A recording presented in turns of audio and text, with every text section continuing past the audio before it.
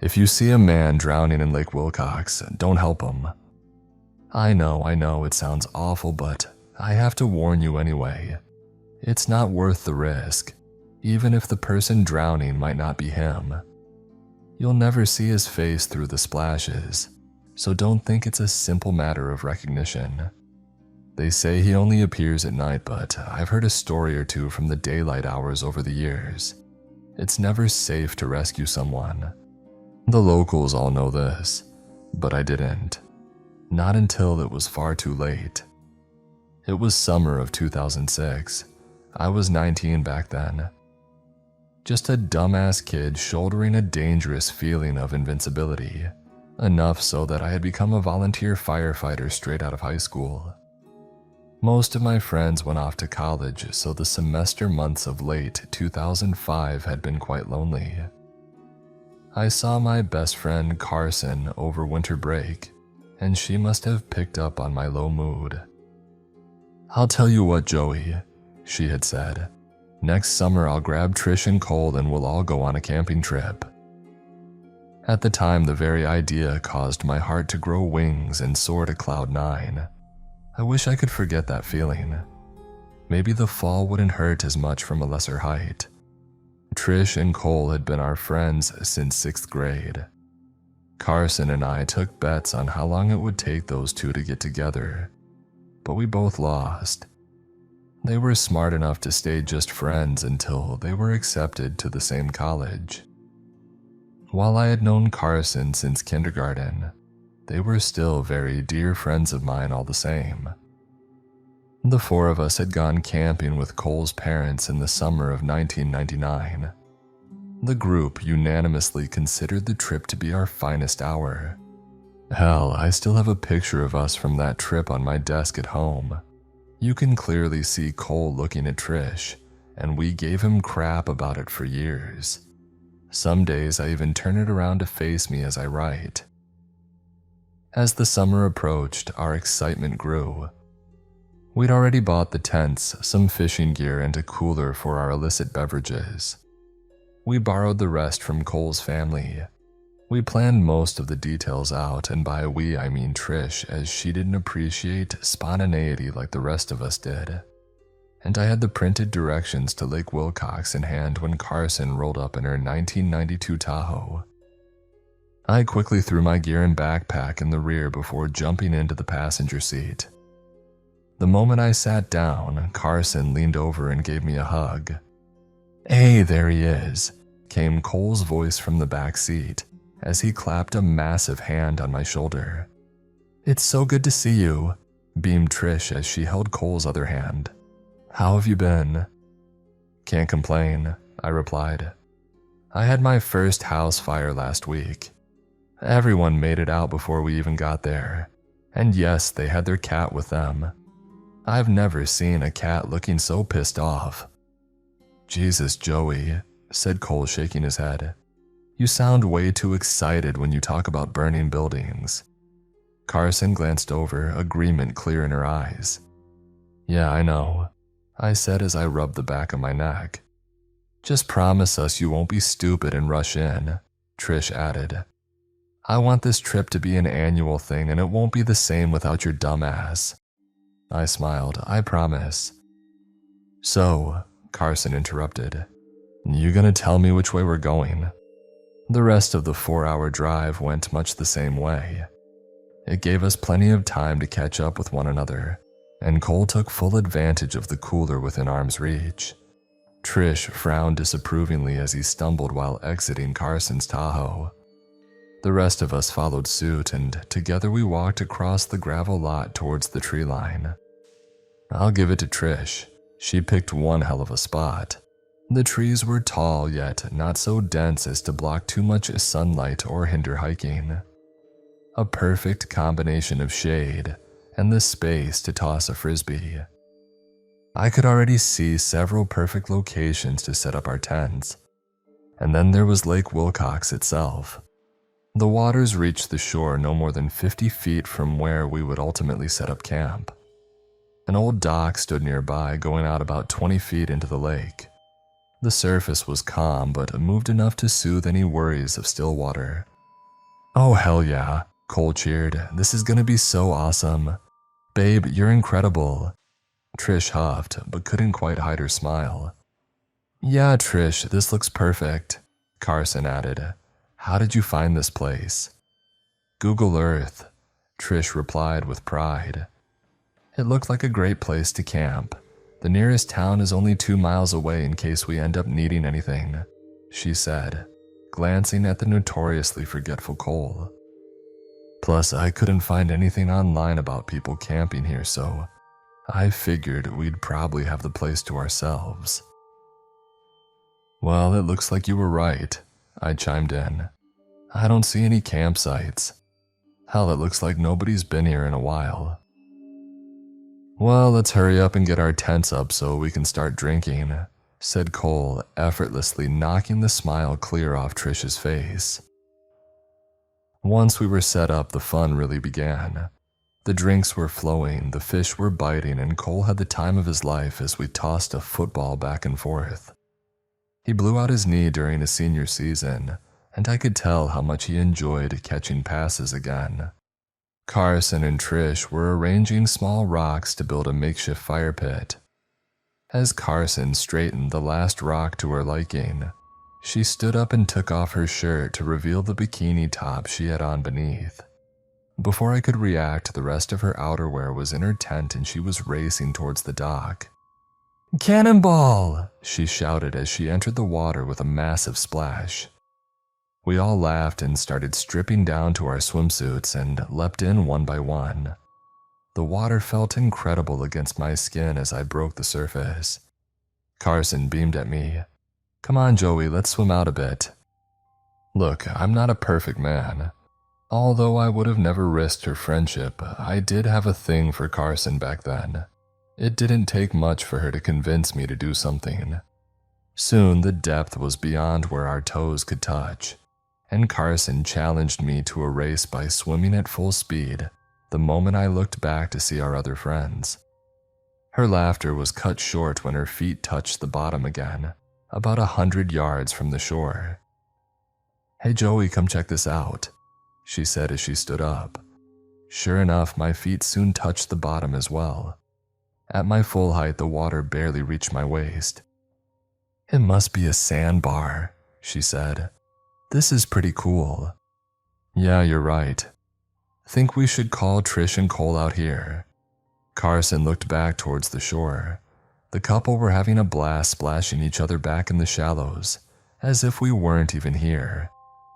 "Nah," she said as she lowered her body back into the shallow water.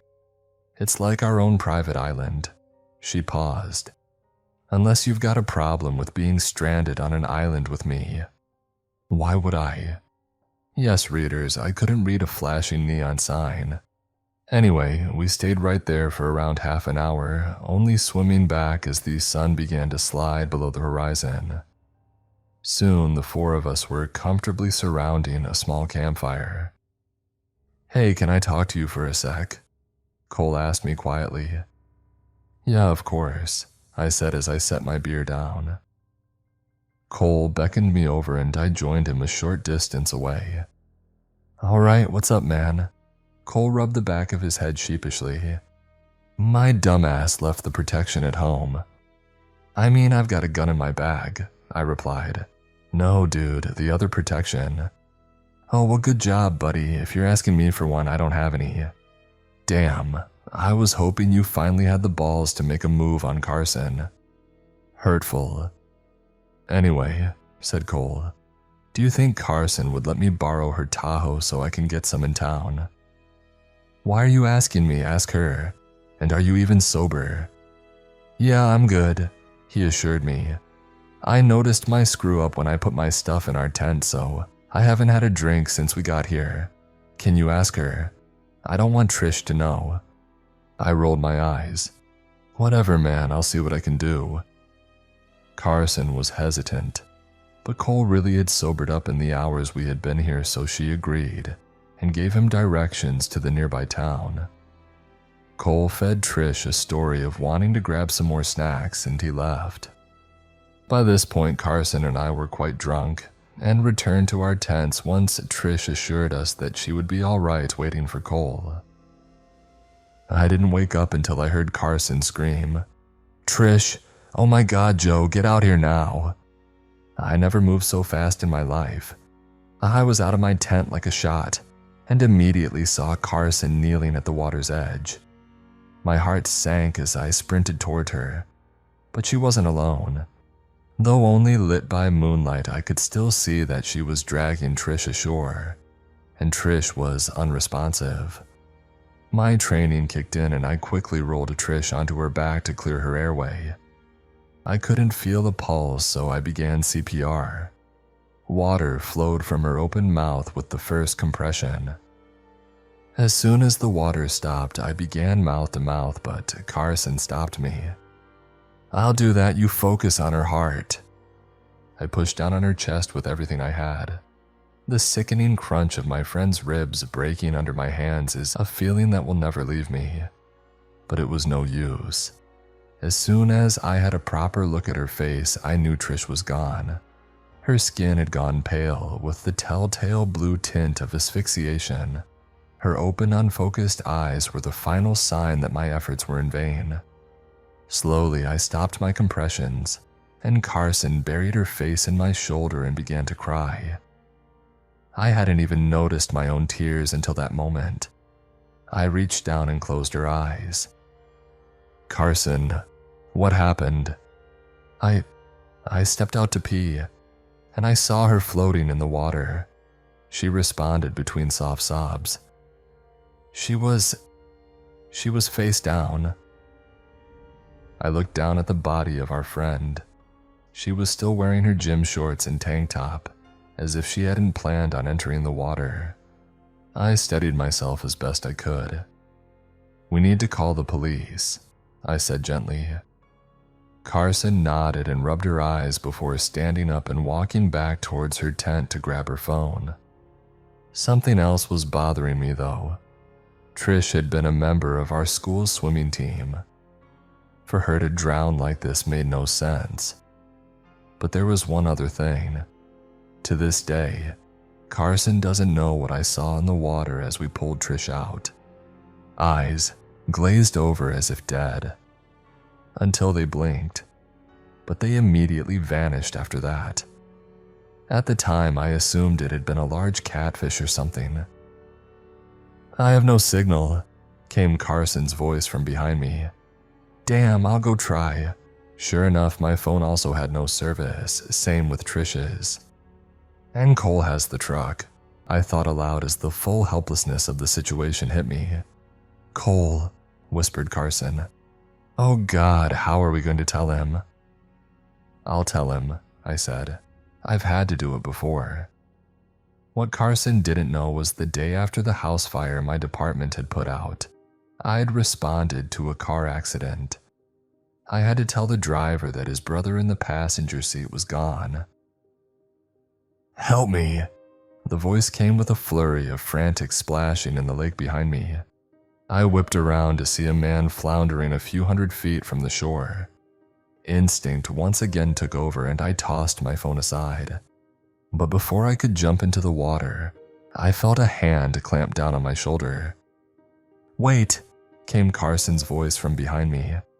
"Let go," I said, trying to shrug her hand off of me, but she gripped tighter. "Joseph, something's not right."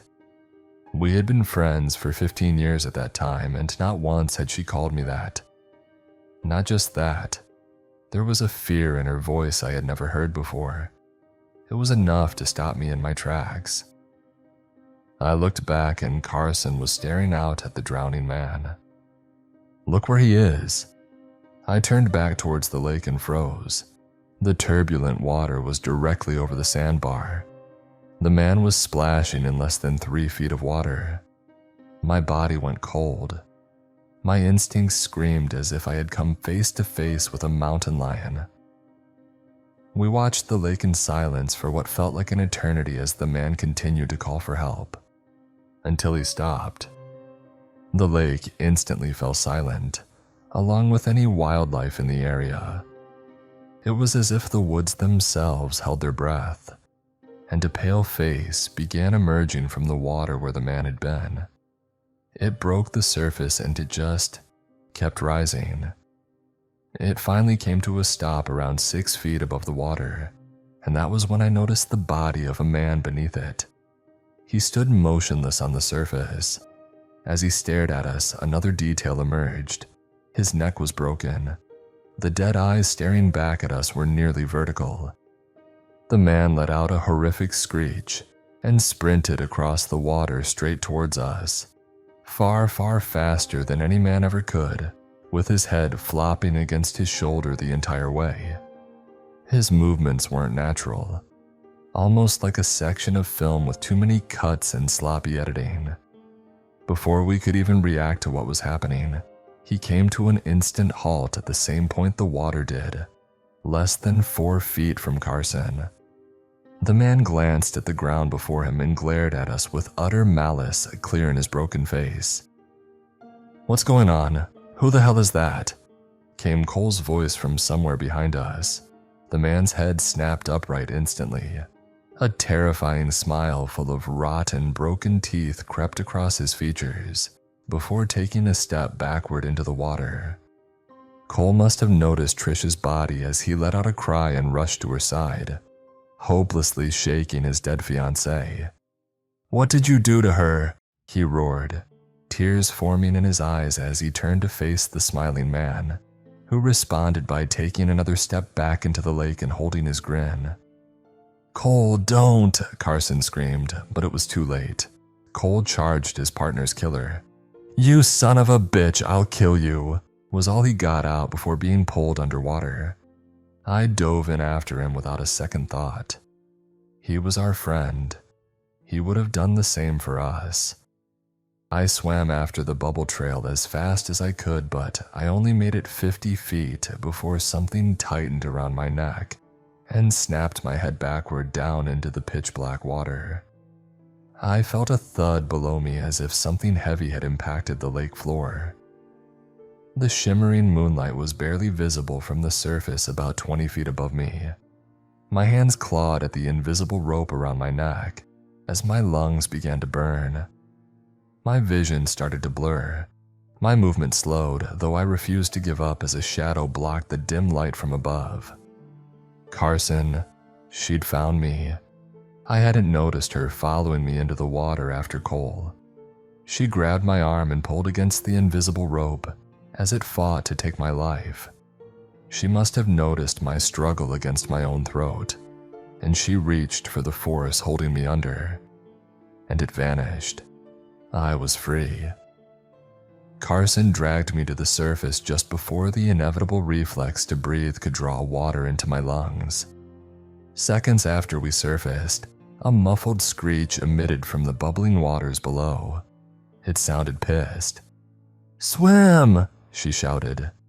Leading up to this moment, I wasn't a particularly fast swimmer. However, survival instincts easily doubled my normal pace as we frantically swam for the bank. But we weren't the only ones. A stream of bubbles was streaking towards us from behind. I felt the man swim past me just before Carson went under. Without a second thought, I pushed myself back underwater after her. But whatever this thing was put banshees to shame. A scream reverberated through the water with enough force to permanently damage my hearing. But I could see Carson surfacing again. We ran the moment our feet touched the bottom and scrambled ashore. I looked over my shoulder, and man, do I regret it. The man was once again standing on the surface of less than an inch of water behind us. His head was once again hanging by his shoulder, but he reached up, grabbed his hair, and used it to hold his head upright as he glared at us. The waters around him grew turbulent as his milky, dead eyes narrowed in pure hatred. Then he vanished. The water became still. The world was instantly as it should be. Well, almost. Cole never resurfaced. Everything after that was a blur. The local sheriff and his men recovered Trish's body from the shore where we left her. There were funerals, furious grieving relatives, and blackout drinking on my part. But even through the haze, I noticed one thing. The deputies were very careful to avoid touching the water as they worked. They knew. That was 19 years ago. Despite my best efforts to ruin things by becoming an alcoholic, Carson married me anyway once I sobered up for good. We spent years researching the history of the area, and eventually we found a name: Gabriel Barnes, an alleged child killer in the 1830s. Barnes disappeared from existence around the same time Sheriff Wilcox's son did. After what we went through, I'd guess Wilcox tied a noose to an anchor or a rock around Barnes's neck and threw him into the lake that would soon carry his name. As for how we survived that night when our friends didn't, we eventually realized that the only difference between us and them was the solid iron bracelet Carson wore on her left wrist that day. There's one more thing I haven't mentioned. At the bottom of that lake, I saw something sticking out of the mud. The end of a human femur. As I write this, my wife is loading our scuba gear into our truck. We know where the bastard is. More importantly, we know how to hurt him. We're gonna burn those damn bones and put the son of a bitch down. But I'm leaving this as a warning in case we don't come back. If you see someone floundering in Lake Wilcox, let them drown.